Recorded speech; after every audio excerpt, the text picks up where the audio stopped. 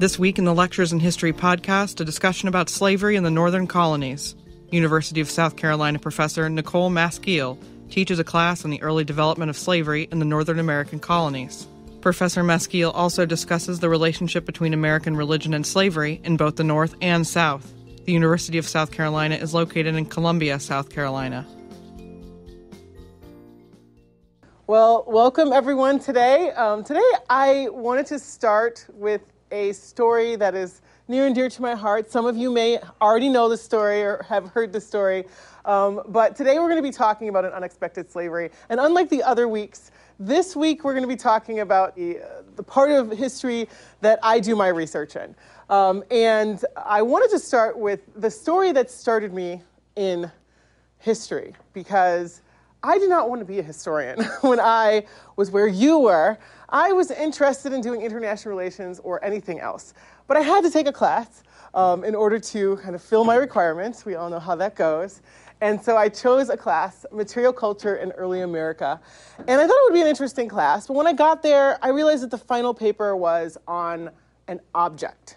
And it was 40 pages on an object. And I thought, oh yes, I'm about to fail this class. I really shouldn't have done this. But I stuck by and I found my object. And the object I found was a tombstone, a grave marker for a young girl. She would have been considered a teenager. And she was named Cicely. And I got really curious about this person, right? Like, why did she have this marker? I mean, markers are expensive. If anyone knows anything about, even today, trying to get a tombstone is not an easy feat. And so this is something that really stayed with me, really got me kind of wondering, and it's what pulled me into history. And so I wanted to share the marker with you. I know I've talked to you about kind of the story in the past when we first met, but I wanted to show you the marker just to show you what evidence in history can do to kind of change your perspective, right? And make things a little bit different. Because this marker wasn't, in a cemetery in Charleston, South Carolina, or somewhere in Virginia. No, this marker was across from the main kind of Harvard Yard in a small cemetery known as Old Cambridge Burial Ground. And I was completely blown away to find out that there had been slavery in the North. This is not something that I knew about, I'd even heard about before.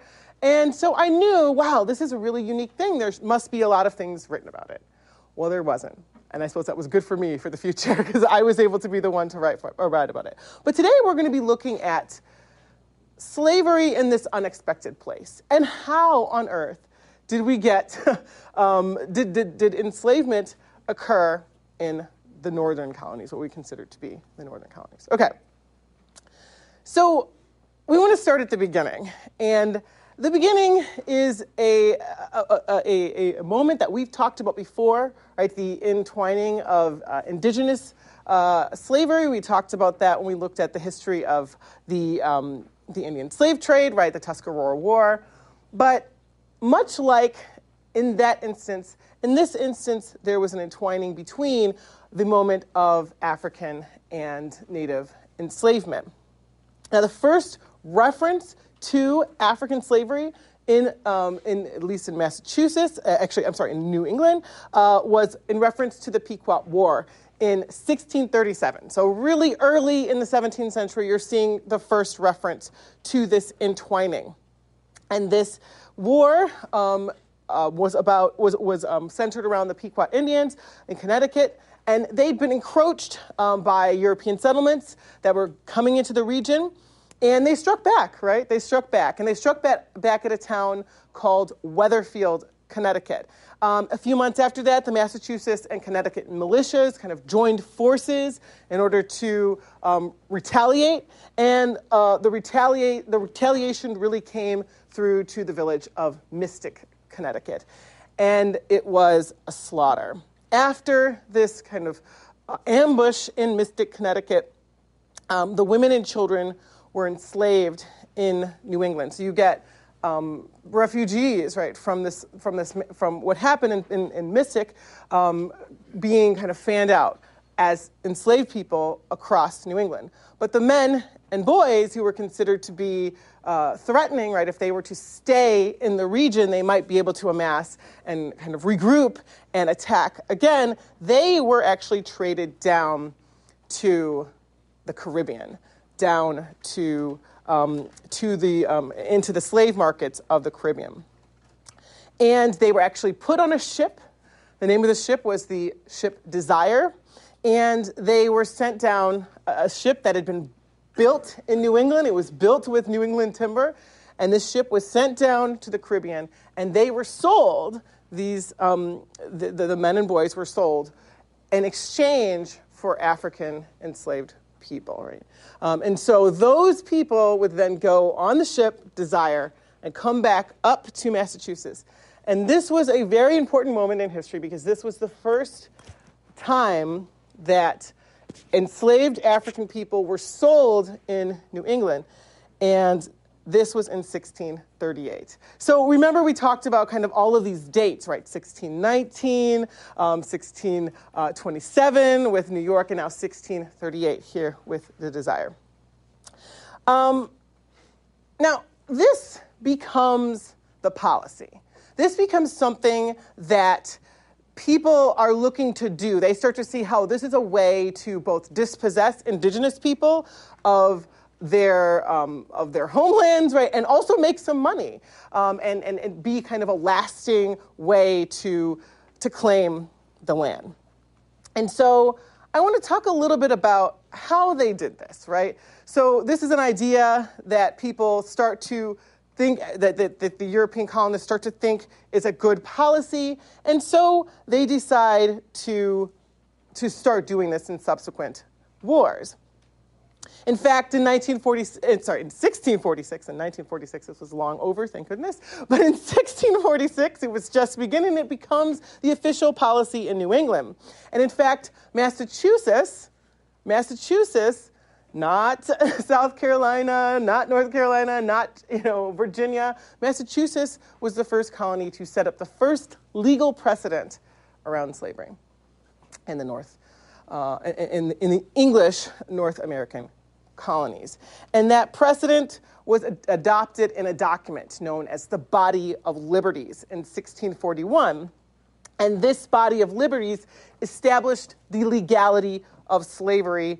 And the way that they established this legality of slavery was for those people, quote, taken in just wars, or those and such strangers as do willingly sell themselves or are sold to us. Now remember, when we looked at the laws, the early laws in Virginia, that you have this kind of language that isn't as defined, right? So you can see that they're trying to keep some flexibility in case they need to change how they're going to be doing this.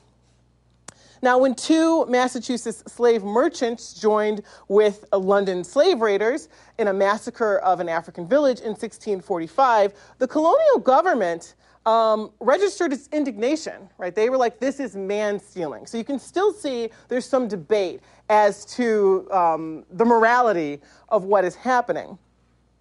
And this, of course, coming down from a religious government, right? We talked about this is a theocracy. And they said these people were guilty of the biblical crime of man-stealing. It didn't help that this also happened on a Sunday, on what they considered to be the Sabbath. So this you can see a little bit of kind of pushback. But besides this kind of legal moment when they were accused of man-stealing, this was not something that became a problem as the decades went on. And so we're talking about New England, we're talking about Massachusetts, and of course, what's the first thing that you think about when the first thing that you associate with Massachusetts in the 17th century? Any ideas? Yes. The Puritans, right? And the events around the Puritans. Yes. The Salem witch trials. Right. Salem, right? The Salem witch trials. If you've ever seen anything on kind of popular shows, there's so many shows now about Salem, some more historically accurate than others, but usually it involves, what happened in Salem, which of course a lot of people were executed, but a lot of times people talk about being burnt at the stake. I even watched just recently, Trevor Noah was talking about they burning people at the stake in Salem. This is actually a very common misconception. No one was actually burned at the stake in Salem. And it can be forgiven because there were the great witch hunts in Europe where lots of people were burned at the stake. So people are kind of collapsing that. But nobody was burned at the stake in Salem. However, I do want to talk about the specter of burning at the stake and how it connects to this moment. Because this punishment did happen in colonial America, right? Didn't happen in Salem, but it was used in colonial America. But in America, something kind of interesting happened. In this context, it became almost exclusively racialized. As I mentioned before, in Europe, this was not the case, right? This was not the case. You're getting people being burnt at the stake for crimes like witchcraft. And we'll be talking about that later on when we talk about the history of religious wars. But in colonial America, this becomes a method of a racialized punishment. In 1681, a Boston jury indicted a woman named Maria of arson, and she was sentenced to be burned at the stake in Boston Common.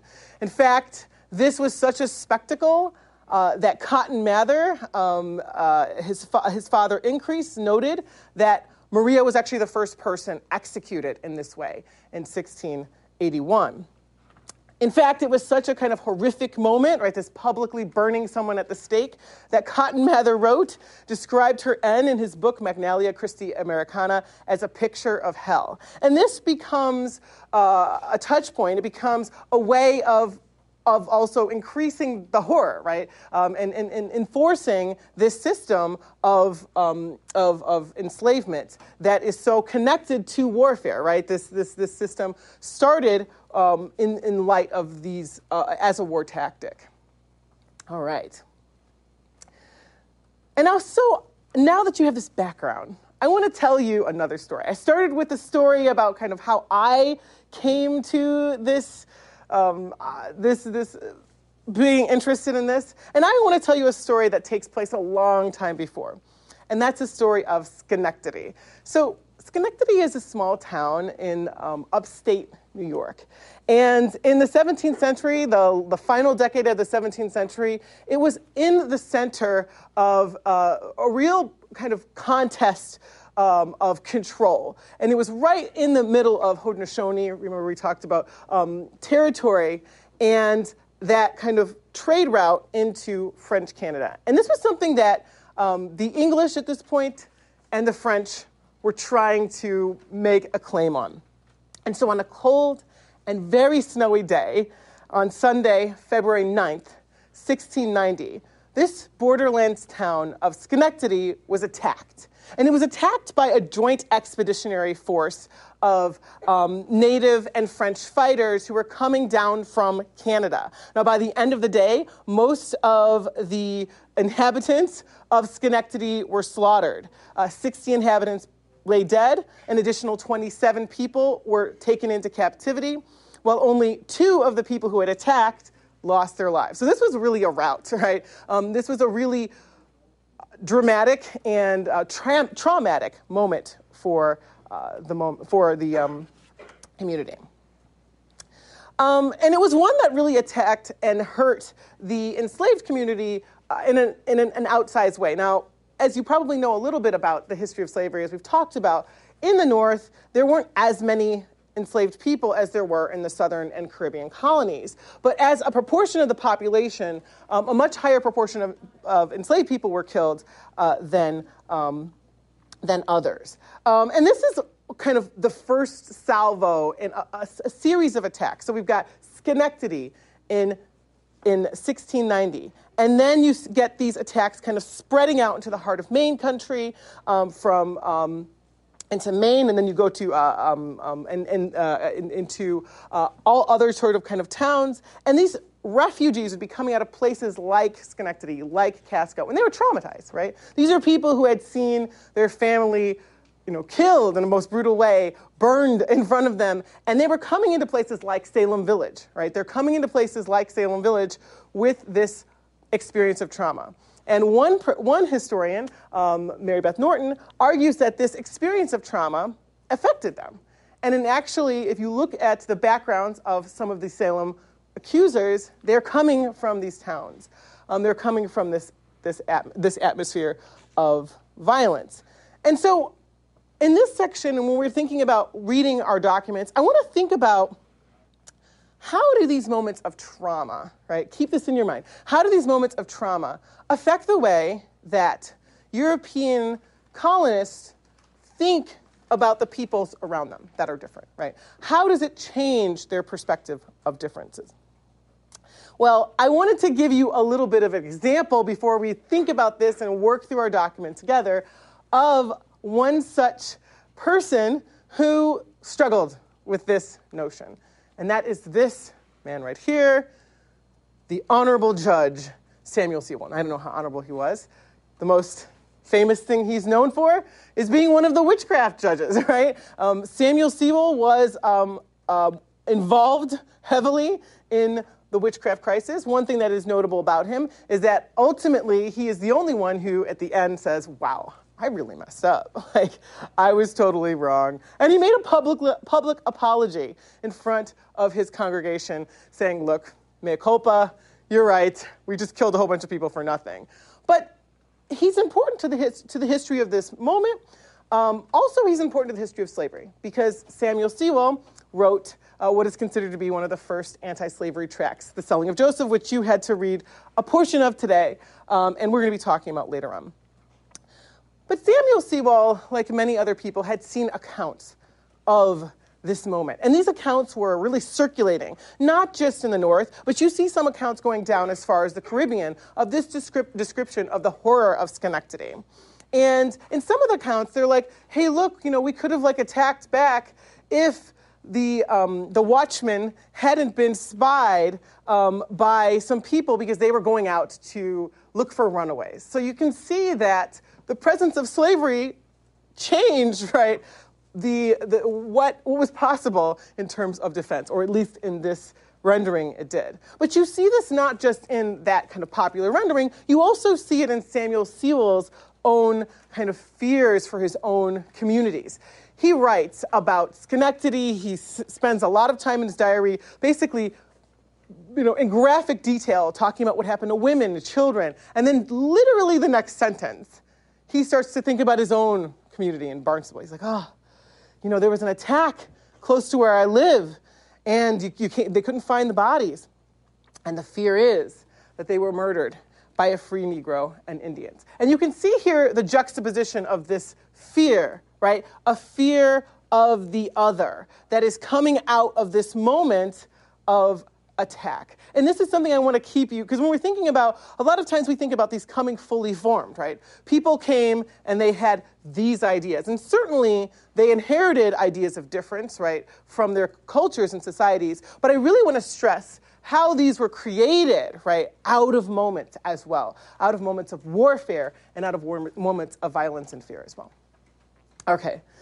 Now, another thing that is often associated with New England, and you probably know this, is the forest, right? The wilderness, the northern woods, this idea, this notion. And it comes out of poetry. Henry Wadsworth Longfellow's long-form poem, Evangeline, starts with, this is the forest primeval, right? This idea of the forest. And of course, if you had to read, I did when I was younger, I don't know, they make people still read this, The Scarlet Letter, right? This evocation of the forest being somewhere where the black man, who is, of course, an allegory to the devil, but we'll talk about kind of why the terminology is used, was there to kind of come and take people's spirits or souls.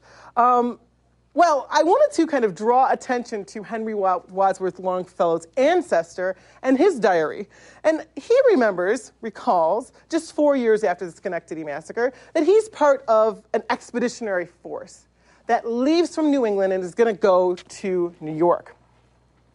And he's not alone. Along with him are a few other important people from New England, including the person we just met a slide ago, Samuel Sewall.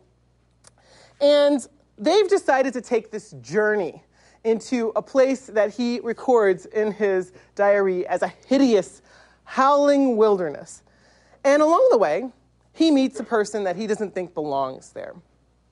He, quote, met a Negro coming from Albany, end quote. And there they determine him to be a very suspicious man, right? They're in the forest. They're meeting this person that they don't think belongs there. This accosted traveler would say, hey, look, no, I'm not. I'm actually supposed to be here. I'm a soldier from the fort at Albany. But this group was not going to be deterred. They were like, look, we decided we were going to tie him up, and we were going to and make sure that he couldn't attack us. So they tie him up, and this person who had already told them that he was a soldier from the fort was quite adept at getting out of their bonds, and he was able to escape, right? And they wake up in the morning, and he's gone. And so they're like, oh, no, this person, he's gotten out of our hands. So they continue their journey on, and you can see this in his diary. He says, though we saw him no more, yet we thought of him. And later on, he continues to kind of discuss this with other people he meets in Albany. And so I wanted to kind of end with this note, right? This idea of this fear and how this fear doesn't just affect people in 1690, right? It starts to continue on. And people are using their experiences of runaway, right, of trying to get people who are trying to self-emancipate in order to inform this notion of fear and violence of the other in a place that is unfamiliar. All right. Well, I want to come back to Samuel Sewall, and now we're going to have a little bit of discussion for the document that I had you all look at that I'm also going to project here today.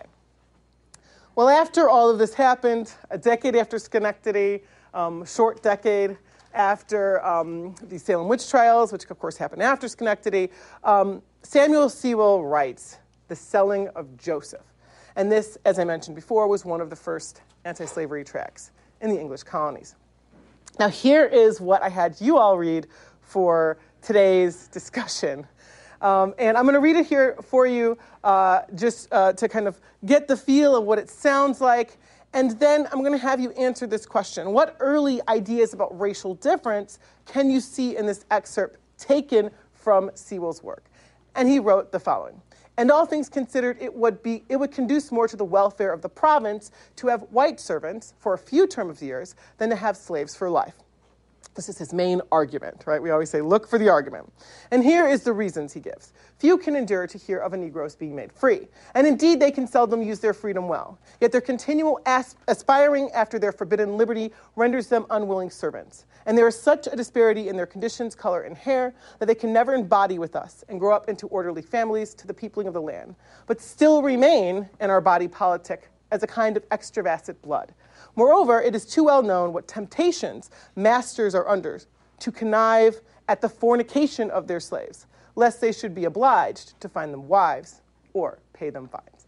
Okay, so now as we've kind of thought about how people construct their arguments, I want you to use those resources that we use to look at historians and scholars' arguments to deconstruct what Sewall is thinking about, arguing about, and the different types of ideas about racial difference that you can see in this excerpt. So I want to just kind of go around the room and see what you thought about what Sewall is thinking. What are some things that jump out to you in terms of examples of racial difference that Sewall is using to make his argument that, hey, look, we shouldn't have slavery here? Any ideas? Yes. Well, it's interesting that he just sees them culturally as completely irreconcilable. Basically, he's already accepted that African people are too different from us to coexist, and so he advocates going back basically to indentured servitude, which is interesting. Yeah. Yeah, it's really interesting because he is, as you say, making a cultural argument, right? And this is an argument that obviously, he has a lot of different reasons for it. But you're right. What he's advocating for, going back to, is this earlier state of indentured servitude, having white servants for a term of years, which is an interesting perspective to think about when he's writing this, right, at the turn of the 18th century. How many white servants for a term of years are in the place that where he's writing from, Boston? Any other thoughts about what ideas about racial difference can you see in this excerpt taken from Sewell? What are the things that he considers to be markers of difference in this excerpt? Yes? Such a disparity in their conditions, color, and hair. So he's basically describing even down to physical characteristics. Yeah. They're, I guess, lesser than he sees white people as. Yeah, this is actually a shocking point. I'm so glad you pointed it out. The physical characteristics that he uses to kind of talk about difference. There's been a big argument among scholars about this. When did people start thinking that skin color or physical characteristics made people different? Because before, what did we say it was, that people thought was was one of the determinants of difference? Do you remember? Not physical conditions, though he does talk about conditions. But it really was a religious difference was the main show. And in fact, you see that in the laws of Virginia, right? Where the fact that people are non-Christian is really important. But you're starting to see the creep, right?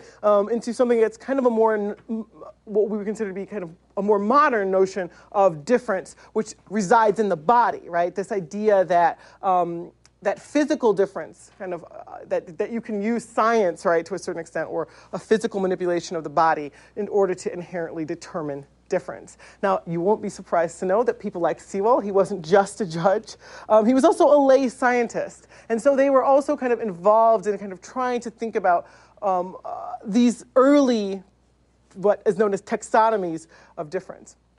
Anything else people have thought about this? Yes? I think it's interesting, later on in that sentence that he says they grow up into orderly families. Yes. He's going at their behavior and saying that they can't grow up and be orderly members of society. Yeah.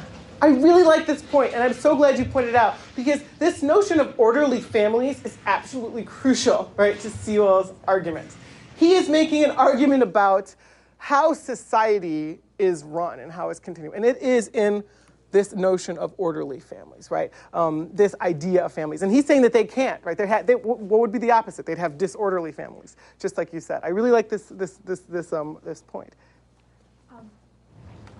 What I was going to say is that I think even though this is an anti-slavery tract, there's a lot of juxtaposition within the document, because he says, okay, well, we're not fond of this type of slavery, however, they're still less than us. Yes. So that's an important note. He said, we're not going to do this, but they're still less. So I think that continued the perpetuation of it within society, and those attitudes that they believe that the white race was superior. So I think that is important to note. Yeah, I think this is such a good point as well. And this point, and I don't know if you could hear it, but I'm going to repeat it again. The point was that this might be an anti-slavery tract, right? But it's not an equality tract, right? This is still something that would be predicated on the superiority, the assumed superiority of, and he's also, one thing I think it's interesting to point out is he's saying white servants, right? He's not saying English servants, right?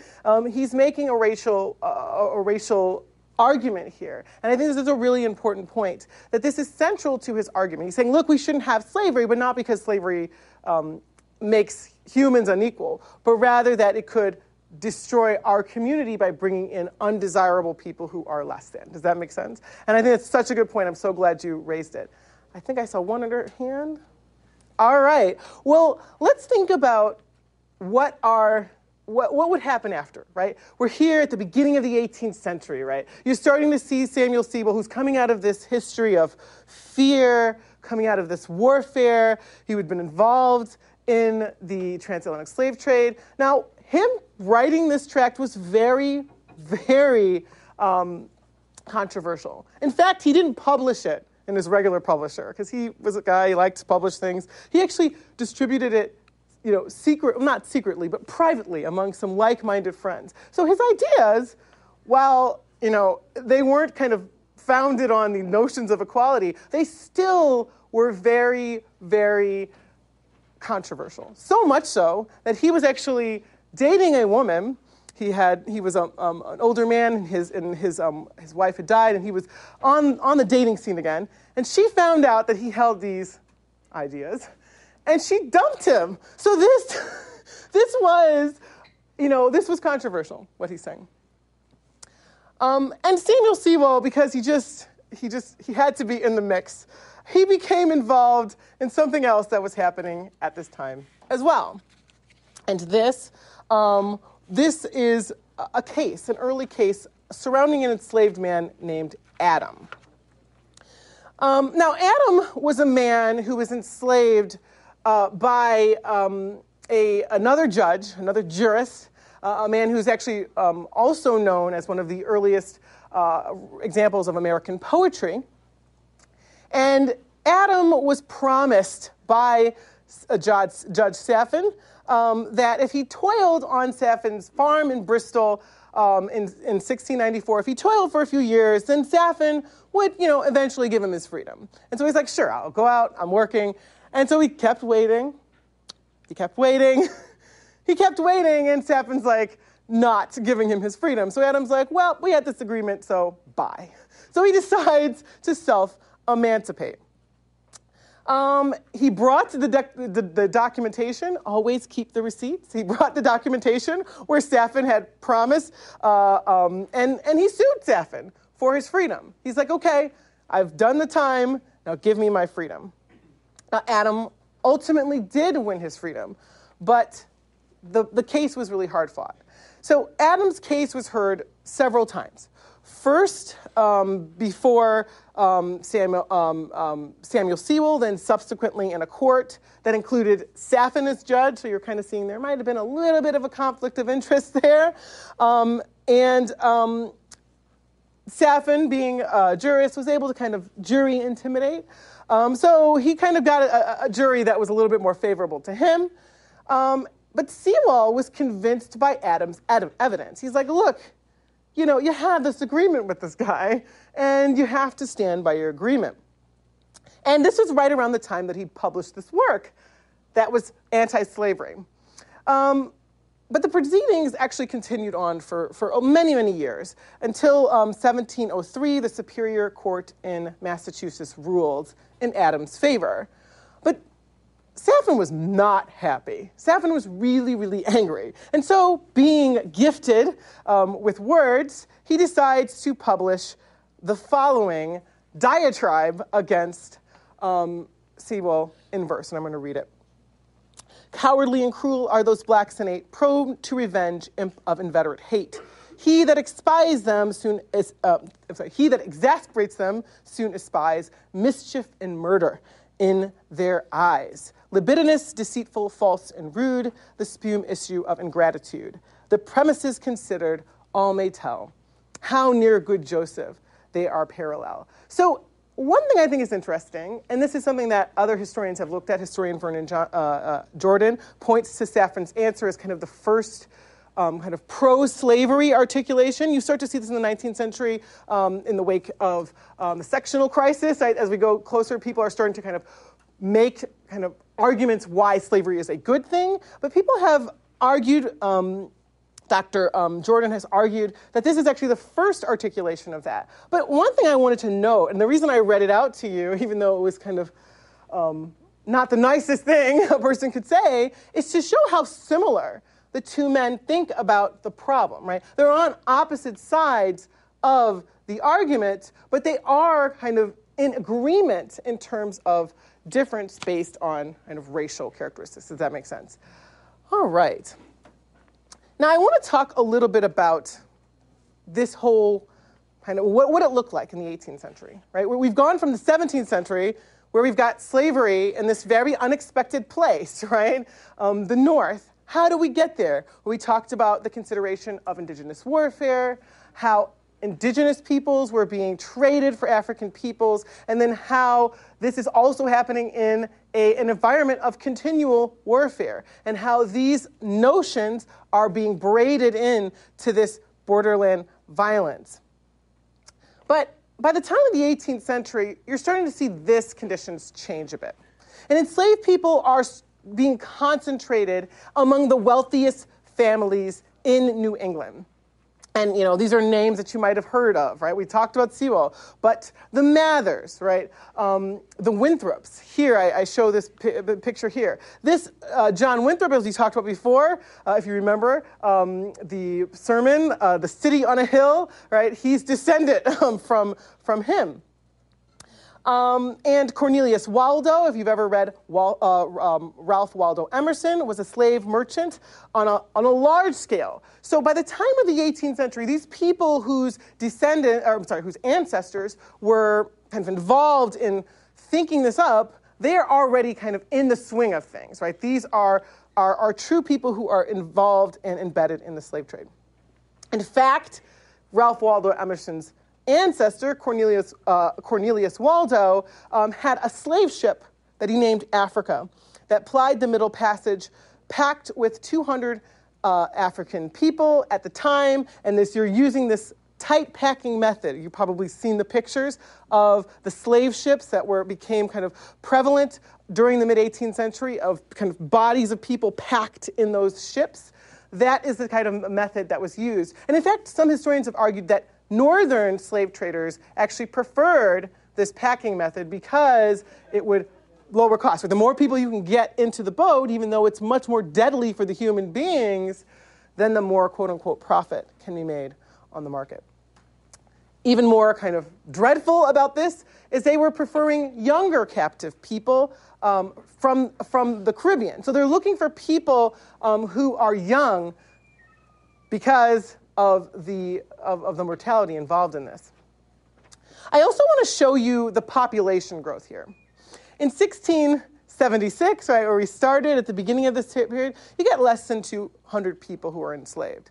By the 18th century, you have 550 people enslaved, and by 1715, of course, right around Cicely's life, you have 2,000 people enslaved. Now, these are growth numbers, but if you remember when I looked at the population number for Virginia, this is not, it doesn't compare in terms of numbers. But in terms of percentage of the population, we have to look at where they're concentrated.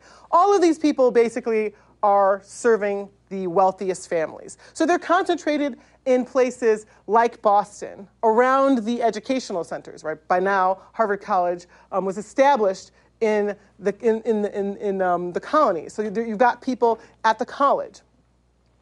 And even though Massachusetts has this Puritan reputation, right? It was a theocracy. We talked about that. Many New England enslavers were really not interested in baptizing their enslaved people. They were really reluctant to do so. And can anyone think of the reason they would be reluctant to do this? Yeah. Prior religious arguments that act as Yeah, right? There was still debate and worry that having a Christian person and then keeping them in slavery was wrong, morally wrong, right? People start to kind of engage with these arguments and say, well, no, you can have a Christian slave. And in fact, one of those people was Cotton Mather. Remember, we encountered him, and we will encounter him again when we talk about the witch trials earlier, when he's saying, ha, those Jamaicans got what they deserved, right?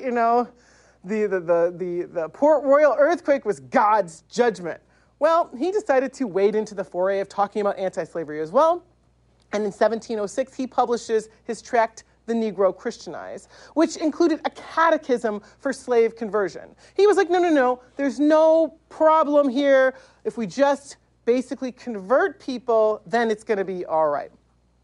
In fact, 6 months after publishing this tract, The Negro Christianized, he was given a Coromantee man who hailed from Africa's Gold Coast. He was literally given this as a gift by his congregants, right? So they're like, what does pastor need? What do you get the pastor that has everything? I know, an enslaved person. So they bring him, they present him, this man, and he puts upon him, and it's literally in his diary like this, he puts upon him the name of Onesimus. Now, I don't know how much people might know about the history, the biblical history of this name, but does anyone have an idea of why Mather might have chosen the name Onesimus to give to this person who'd been presented to him as a gift? Well, I'll tell you. In the book of Philemon, there was an enslaved man named Onesimus who had run away from his master. Now, the Apostle Paul in the book actually admonishes Onesimus to return to his master because they're both Christians. And Onesimus has been called to remain in service to his master. So this is why Mather's like, look, this guy is going to basically be a case study, right, for my brand of slaveholding. And Onesimus, when we get back to talking about kind of the history of disease, he actually becomes crucial to some of Cotton Mather's lay experiments around vaccination, actually. A smallpox epidemic hits the area, and Onesimus gives Cotton Mather and other enslaved African people in the area some ideas of how this was done in Africa. And of course, it was a proto type of inoculation. People were so mad about this inoculation. They thought that enslaved people were telling him this. He was getting it from faulty people, and that these inoculations could kill them. They were so mad and so furious that Cotton Mather and his friend Zabdiel Boylston were doing this that they actually firebombed his house. They literally threw Molotov cocktails into his house. I don't know if they were called that then, but that's what happened. So this is something, thinking about how this all intertwines is something I like to do and something we're going to be doing together. But enslaved people did get baptized. They did get married in this context. And many of them used this as a moment to kind of assert their humanity. Like, for example, historian Gloria Whiting talks about a case where an enslaved man, a father, and usually fathers weren't recognized officially in the record, he made sure to come to his child's christening and hold up the child in front of the congregation in order to basically show his relationship to this child. And these enslaved people, as I said, were in the places where the wealthiest people congregated, including Harvard College at this point. It wasn't necessarily Harvard University, but also this became part of the founding of these universities. In fact, another historian named Craig Wilder, in his book, Ebony and Ivory, Slavery and the Troubled History of American University, talks about how this connection between elite people and the founding of universities were combined. For example, the Bowdoin Prize, which is a really prestigious fellowship given at Harvard, as well as Maine's Bowdoin College, is actually named after Governor James Bowdoin, who purchased enslaved people. He was heavily involved in this trade. In fact, during the mid-17th century, Thomas Hubbard, who is the treasurer of Harvard, was involved in the slave trade. So now when you think about kind of modern day discussions of slavery in the university, we have our own here at South Carolina. This is all kind of going back to this historical moment, right, of how do people engage with and create the type of situations we're going to talk about. The chairs of many colleges and universities, like Yale, Rutgers, Columbia University, were actually established, right? When we establish a chair, if you're a professor and you have a chaired professorship, that means that some donor has invested this chair with money. And the first and the earliest chairs were invested by proceeds from slaving voyages. So this is where we get this community and connection. But now I've talked a lot about kind of what people at the top were doing, right, how they were determining people's lives. But I want to talk a little bit now about what the people who were enslaved were doing and how they reacted and resisted to this. Now, resistance, which is another topic we'll be talking about today, among enslaved people in this took many forms. One, you get some enslaved people presenting themselves as unfit workers, right? One woman enslaved to a Boston woman named Alida Vetch actually was counter-negotiating at her sale. Her enslaver was like, hey, I need to sell this person. She's great. She's going to be wonderful for you. And the woman, of course, because she's a person and she can talk, was like, I'll be terrible. I'm always sick. You don't want me. Oh, that's too high a price. So this is the kind of thing that enslaved people would do in order to kind of counter and assert a certain amount of autonomy. Now, you do see some people physically resisting, right? Attacking. Arson was something that was used across New England and across really the Atlantic world. And in fact, in September of 1745, a news story filtered in the newspapers of the time of a woman who was killed by a blow to the head with a hatchet by the man that she enslaved. So this was a very dangerous endeavor indeed. Some people, they left, right? They fled. Sometimes they were going to places, right? Sometimes they were looking for permanent emancipation sometimes with indigenous people, or sometimes going to French Canada. Now, French Canada was certainly a very tricky proposition. And why would they think they could go to French Canada? Any ideas? What could they have that the Canadians could possibly ever want? I think I heard something. Any ideas? What might these enslaved peoples have to trade in French Canada that the Canadians might want? Yes?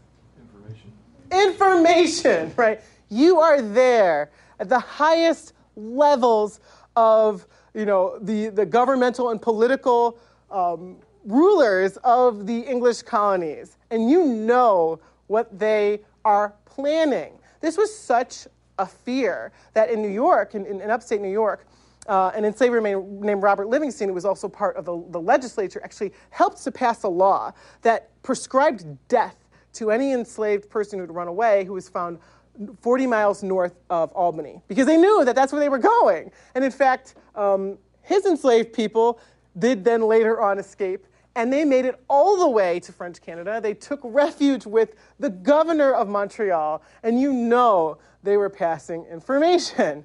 This is what enslaved people had. They had information. And this becomes very important when we think about the run-up to the American Revolution and how enslaved people become part of the espionage network that is established in the colonies. So we're going to be thinking about that as well. Now, other enslaved people really aren't thinking about leaving forever. We have to think of people, we're going to run away to freedom, and freedom is a place, right, where people can never get you back into slavery. But most enslaved peoples, many enslaved peoples, in fact, were just trying to get some time off, right? They would be trying to go back to their families, or they'd be hiding out with a local free black family just for a little bit, so they could just get some time off. And others did want a more permanent solution, and they were going to life aboard merchant ships, right? We talked about enslaved people who were involved in pirate ships, but many enslaved people had nautical knowledge, and they would use these ships and the fact that they were away for a long time in order to be ports of freedom. I wanted to kind of think about, when we look at this last document, we're going to take some time at the end here of our discussion to look and talk about this runaway slave ad. But before I want to do that, I want to introduce you to the notion of what you can learn from these runaway slave ads. Now, we've talked a little bit about them before. This week, I had assigned you some readings that talked about them a little bit more, and I wanted to take you through the history of how we get there in order to talk a little bit about this. So Samuel Sewell's ministerial colleague, a man named William Wellstead, was a slave-owning friend, and he appeared frequently in his correspondence. On April 13th, 1747, Samuel Wellstead posted a runaway slave advertisement in a local newspaper. Now, this is a way that people in the community would be put on alert to look for these enslaved people. And if you see them, then send them back. And you see it for all sorts of things. There was one that I found that was so funny. This person had run away, and the slave advertisement said, "I know that this person is teaching your children music, but don't harbor him because I need him back." So enslaved people were using their skills in order to negotiate the terms of their lives. And this advertisement by Reverend Wellstead that was posted on the Boston Evening Post said the following. I'm going to read it for you, and then I'm going to read through it, and then I will have you all do the same thing with the advertisement I've given you to read here in class. And he says the following. A Negro fellow named Moses, 24 years of age, servant to the Reverend Mr. Wellstead, left his master's house last Friday evening. So it hasn't been that long, right? Look at the timing there. And is supposed to be concealed on board some vessel. He had on a blue coat and a leather jockey cap, but is suspected to have furnished himself with seamen's clothes. All masters of vessels and others are cautioned against carrying him off, and if any person will give information where he may be found, they shall receive 5 pounds old tenor reward. I want to point some things out and how to read these types of advertisements. One thing I think that's interesting is the good Reverend Wellstead talks about a Negro fellow named Moses. Does anything sound peculiar about this? What does his name tell you a little bit about the circumstances of his enslavement, and also something that might be a little ironic in the Reverend's choice of his name? Like we led others to freedom. Right, okay? So he's evoking this biblical character, Moses, who literally was a slave, who then led others to freedom, right? So obviously the Reverend must have thought, well, this will be an interesting and ironic thing to name this person. I wonder when he posted this advertisement, whether he thought that the irony was on him, when he, like Pharaoh of old, was also pursuing Moses to the water's edge. So this kind of acknowledgement and thinking about the ways that you can use these advertisements are something else. Now, the other thing I wanted to talk about is the things that he's wearing. So I want to say this again. He had on a blue coat, a leather jockey cap, and seamen's, but is suspected to furnish him seamen's clothes. What can you learn? What do you think you can learn from looking at the things that he's wearing? He had on a blue coat, a leather jockey cap, but is suspected to have furnished himself with seamen's clothes. Yes? I think we talked about earlier in the course how it was odd for blue, or blue was like a very uncommon color, or sort of like a wealthier color. Yeah. And with the leather, I mean, he was probably trying to position himself as a more skilled laborer. Yes. Or put on a different appearance, yeah.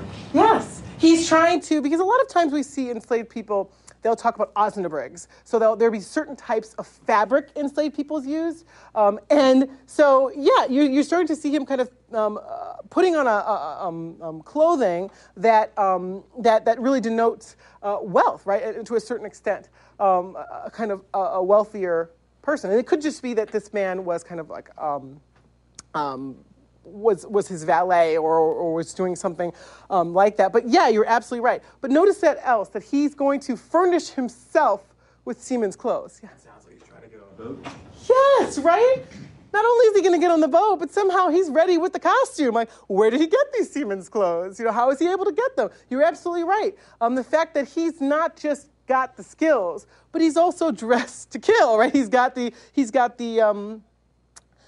costume. Now, with the end of class, in the last few minutes here, we might have a little bit of time to look at this final advertisement. Now that I've done it with you and the Reverend Mr. Wellstead, who was looking also for his Moses and following him to the water's edge, I want you to do the same thing. And I want you to look at this advertisement that I gave you. And I want you to first identify and name the details about Dick, who is the person who is in the advertisement, that Robert Grace, his enslaver, includes. Pay specific focus to the type of skills that Dick is said to possess, and why that would be important. Why would it help somebody running away to have these skills? And then finally, why would he mention these skills? Right? Why would Robert Grace, who's looking for this enslaved man, mention the skills that he mentions in the advertisement? So first, because we don't have the text of the advertisement, you have it before you, tell us a few of the details that Robert Grace includes about Dick in the advertisement. What are some of the, and you could just read it out if you feel comfortable. Yes?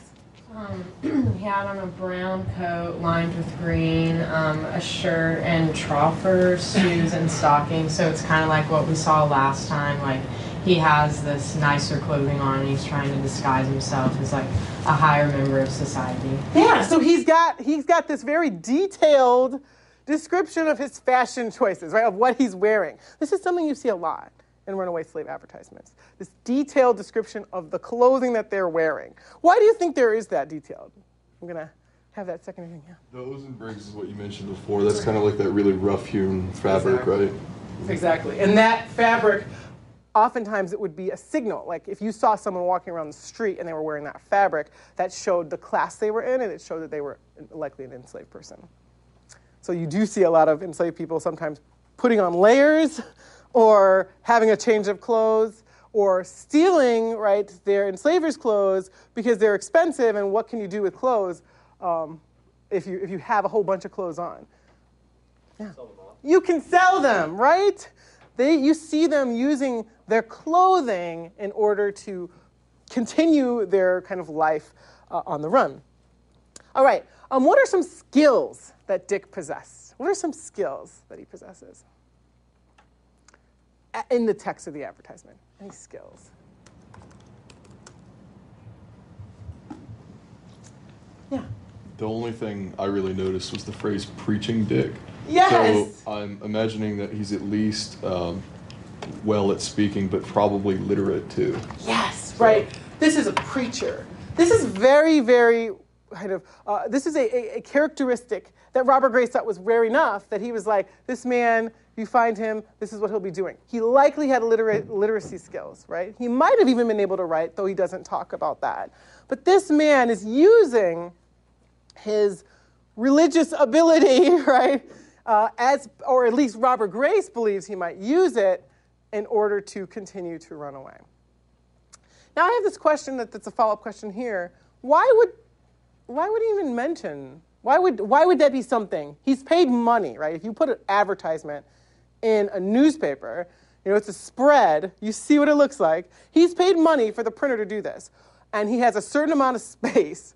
Why is he putting that he's a preaching? Like, why is he taking? I mean, not even just that. The words are slanted, right? This is something that he wants people to see. Why would you do that? Why does he spend money on that? Why did he think that would help him? Yeah. As you mentioned earlier, you might be looking for work in that area, so it's an easier way to identify him.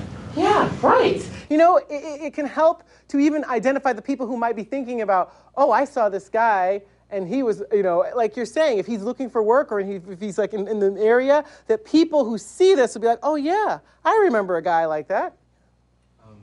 Like he might be like a great speaker. Yes. And so like people would recognize that, oh, like he like speaks like better than the other slaves, so he might be the person. Yeah, I think this is a really, really important point, and I'm going to say it again. The idea that he might be a better speaker, that he might have, the gift of gab to a certain extent, and that would, signal him as different. You do see this in other advertisements where you see enslaved people who have some sort of, they focus on the type of voice they have, whether it's, they speak with an accent or they are shy in some way. They will talk about this. I think I saw another hand. Yes. By mentioning that the enslaved person had skills, it kind of shows the people of the town that the owner really values them and like wants them back. So that might be a bigger incentive for the people of the town to return them because they know the owner will like pay up and like actually want the enslaved person back. Yes, this is really a very good point. I want to point this out again, that this shows, the skill shows that this is a skilled person that is of value, right? And that this might also show that the enslaver might want the person back, right? It's also, if the person comes back, that doesn't necessarily mean that the enslaver would keep them. But they're saving money, right? They know that if they've decided to then sell the person, they say, well, this person's not bad. I've already told the community that this person is a valuable person, so it is kind of doing double duty. Well, okay, so I wanted to thank you all for taking the time to look through these documents. We've kind of gone from the beginning where we have a much more ad hoc moment of enslavement to the codification of the laws, and then finally to looking at how it gets into popular culture, right? How it gets into the early newspaper culture. But now I wanted to leave a little bit of time for the question and answer and open it up a little bit more to anything that you wanted to ask about this topic. Yes? Why do you think that northern slavery is kind of brushed over and not as talked about? I love this question. And it is, why do you think northern slavery is kind of brushed over and not talked about? Well, I think that narratives are powerful, right? narratives are powerful, and it's something that people have always known, probably since the dawn of time, but certainly since these first kind of this first era that we're talking about. And this became the main kind of discussion, right around the debates about as the sectional crisis started to come up. So obviously everyone knew that before the American Revolution, obviously they knew that the northern colonies had slaves because they still did, right? They didn't start emancipating people until, in a large way, until after the American Revolution with Massachusetts, and then ultimately later on with Delaware being the last, right, in 1860s. But there became kind of a narrative that, the southern colonies, right, the southern states at that point were the place with slavery. And this narrative was about, the sectional divide and keeping, right, the balance between slave and free. So you have slave states coming in, and then you have a free state coming in, that whole territory dispute. It started to become kind of shorthand to be like, the North is too free for slavery, right? And this actually harkens back to other discussions where there was even discussions that England itself was too free. Now, of course, this is an opening to actually a fissure that enslaved people during the time of the Somerset case used, right, in order to get freedom. And we're going to get there, I promise you. But to your actual point, yeah, I think that this was a narrative that started up in the 19th century in order to kind of basically make this case for a free North. But notice, we talked about Samuel Sewall's argument, right? His freedom wasn't about the North is too equal, okay? We can't have slavery because people have to all be equal. No. His freedom was about we need to get rid of these different people and then have a society that is more kind of that is only white, right? This idea of kind of making a place for segregation, really, rather than predicating it on any type of integration or community. Any other questions? Yes. Can you elaborate more on kind of what you were talking about earlier about how racial fears of the time kind of intersected with the mass hysteria that led to the witch trials and the general paranoia of New England? Yeah, it's interesting because this is not something that people think about being part of the narrative. I mean, people think about, obviously, the kind of fear of women, the fear of kind of this magic and what this comes from. But at the beginning of the witch trials, and we're going to talk a little bit more about the witch trials in a few weeks, before I tell the story, does anyone know kind of what event supposedly kicked off the hysteria around the witchcraft? Anyone know anything from kind of if you've ever watched The Crucible or anything like that? Was it the enslaved person Tabitha? Yes, exactly. Tituba, who was the enslaved, that's okay, that was very close. Tituba, who was enslaved to the Reverend Samuel Parrish, was the first person who she had, according to the accounts, had basically induced the girls to do these kinds of rituals that weren't fully, Puritan, right? And so, for a long time, people thought, or Tituba was associated with this Barbadian woman. We'll talk about this. This woman that Samuel Parrish had brought back from Barbados, an African woman who then did this. Well, we know that that is not the case because the actual text of the trial says Tituba was an indigenous woman. And she was even married to a man who was known as, who literally has Indian in his name. I think his name was John Indian. And so they were both indigenous people. And that brings us to this kind of the combining of this. There were enslaved people of African descent who were pulled into the Salem witch trials. So yes, not only is it part of the narrative, they were brought before the community, Mary Black, brought before the community and bound up in these trials. Interestingly enough, though, they were not put to death. In fact, Tituba basically was like, yeah, I'm a witch. They threw her in prison, and then she survived the trials. And that is actually a way that some people did survive the trials, by just admitting, right, sure, you're right, and don't kill me type of thing, and they survived. But yeah, I think that in thinking about how this is a deeper history, that's not only, I mean, it is, of course, about gendered violence, it's about, paranoia, fear, but also about the types of things that people start to think about each other and how people were othering people is so crucial. I hope that elaborated enough. Any other questions? Yes? With seawall, like you mentioned earlier about ordered families, would this be the time that the American nuclear family would start, the idea would start springing up, and just comparing it to I guess African societies and how they necessarily wouldn't be the same as the American nuclear family? Yeah. I really like this question. I'm going to repeat it. The idea that with Sewell talking about families, was this a time of kind of the notion of the American nuclear family coming up, and also that that in contrast to African societies and how there was a kind of a different idea of family structure, and that maybe this is what he's talking about in terms of them not, is that kind of the gist of what you're asking? Well, yes.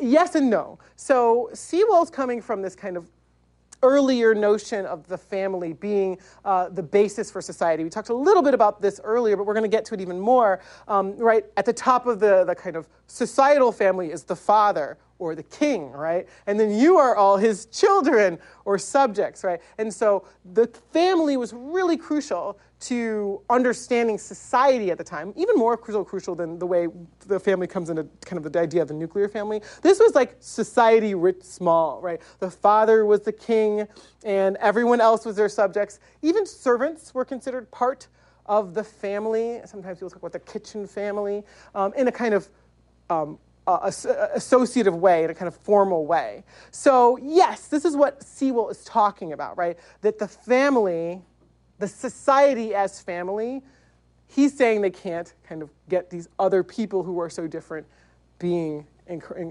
put in. I think it's such an interesting point that also to juxtapose that from how he might be a little nervous about how different culturally, right, the different notions of family would be and what that might do to the society. I think that's a great idea, and maybe you can choose that for to explore that in the final paper. I think it's really, really interesting. Yes. I thought the article in Samuel Maverick was really interesting, actually, and the amount of speculative history that had to be done about it, because it was one little source, and then she had to use contextual sources to sort of piece together a story. Why do you think that there are 0 personal papers that have survived? Do you think it's a case where they're maybe being held onto by a family or ended up in some box lost there? But she was like, there are no first-hand sources from this family, even though they were a wealthy, large plantation-owning family. Yeah. So this is a question about the article that we looked at that was assigned for today, "The Cause of Her Grief: The Rape of a Woman" by Wendy Warren. And in the article, there's these papers, and she talks about there's no real papers that really attest to what happens during this case, that she's kind of painstakingly reconstructed out of silences, out of fragments, and how to do that. So the first kind of point was about the speculative nature of that and the reason that we don't have these documents. I would like to bring up again the Salem witch trial as example, right? So many of the documents that we have were donated by families, right? And I went to the Massachusetts Historical Society ones, and they gave me a story about how literally members of some of the families that were involved in the witch trials, later generations, like in the 19th century, they were so ashamed of their family being associated with that they would come and they would sit by the big roaring fireplace and they would go through the papers that looked bad and they would just throw them in, throw them in. So there's some willful destruction and construction of family histories here, right? People don't want to be known as, the people who killed a bunch of innocent people, right? But at the same time, the survival of papers can be difficult as well, just from the passage of time, but also what people think is important, right? People might not have thought that this is really that important a paper to remember. I do a lot of work in the Livingston family papers, which are huge, right? They really are enormous. But you see a lot of survival of their account books, and sometimes they'll have some correspondences, and then they'll just disappear. You're like, I want to know what happened. But of course, they weren't interested in what happened. They were interested in keeping the account books, right? They didn't care that you wanted to know what was going on with this and that person's life, right? So it's all about like what people thought was important to save as well. And I think some of it is just time, right? Just the passage of time. We have been losing a lot of documents just from kind of the elements. One of the main repositories I went to, the New York State Archives, had a fire in 1911 that burned the majority of the collections. And in fact, the Van Rensselaer family, who had kept their papers for 2 centuries, and were like, maybe the archives and the library would be a safer place. Like, it was like a week before, or very, very soon before, they were like, here, take good care of our papers. And then the archive burned down, right? And the papers survived because they were protected by the English document papers, but they were burned terribly. So I think, we have to take all of that into account in terms of how we get these papers. Any other questions? I see another hand in there. How successful do you think these ads were at capturing the slaves, like the runaway slaves? Because they sound kind of convincing. That doesn't sound like that great, but they're so descriptive of the slaves. I feel like it would be pretty successful. Yeah. How successful were these ads is the question in terms of tracking people down. The only way you can find out is generally kind of trying to follow the trail and see what happened to people in the end.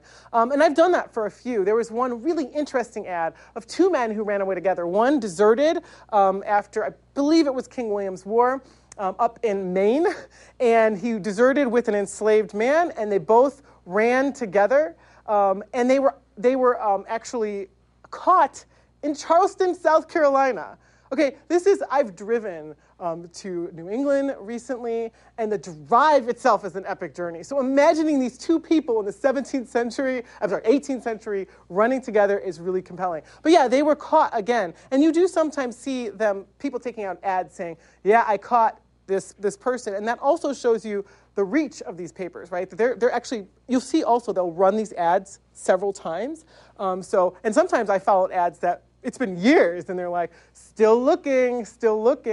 So they were fairly successful. It was big business. You see publishers like Benjamin Franklin later on, who was also a Boston native, though he was publishing in Philadelphia. You see them making a lot of money. This is the way they make their money, right? Advertisements. And obviously this isn't the only advertisements in the newspapers. But yeah, they're pretty effective. People are willing to shell out the bucks to put them in there. Any other questions? Yeah. Converted feel about the relationship between their religiosity and their status? Yeah, this is a really, really good question. The question is, how did enslaved people who converted to Christianity feel about the relationship between their Christian, identity and their status as enslaved people? We don't have many documents written firsthand by enslaved people, though we do have some. In fact, one of the earliest poets in the American canon were actually 2 people. One was a woman named Phyllis Wheatley, who was enslaved in Boston, and another was a man named Jupiter Hammond, who was enslaved on Long Island. And people have read their poems, and some people were disturbed by them saying, well, I'm just glad that I had the opportunity to learn about Christ and be Christian. But other people have read their poems and said, they'll say this, and then on the next line they'll say, but can you believe the people, who would be willing to do this? So I think there was a little bit of kind of signifying going on, right? This idea of using the language of Christianity in order to protest, right, the continued enslavement. And so that's the only way we would kind of get to know. But you do see people like Preaching Dick and other people using their skills, using that ability in order to get to freedom. So I do think there was, and also you see it in court cases, where enslaved people are saying, look, we're going to use this as a basis for freedom as well, and equality, not just to be freed from slavery. All right, let me look at. Well, we're getting close to the end. I thank you all so much for your attention and for coming today. And if you have any other questions, of course, you can always ask me, and I'll see you all soon. And if anyone needs to sign in, I have the sign-in sheet as well that I can kind of start over here. Does anyone need to sign in? All right, we've got a few. I'm going to go around this way so I don't get the glare in my face. Thanks for listening to C-SPAN's Lectures in History podcast. If you're interested in hearing more history, check out Season 2 of the Presidential Recordings podcast. The second season focuses on taped conversations between President Richard Nixon on topics ranging from the Watergate scandal to his nominees for the Supreme Court. The Presidential Recordings Podcast is available wherever you get your podcasts.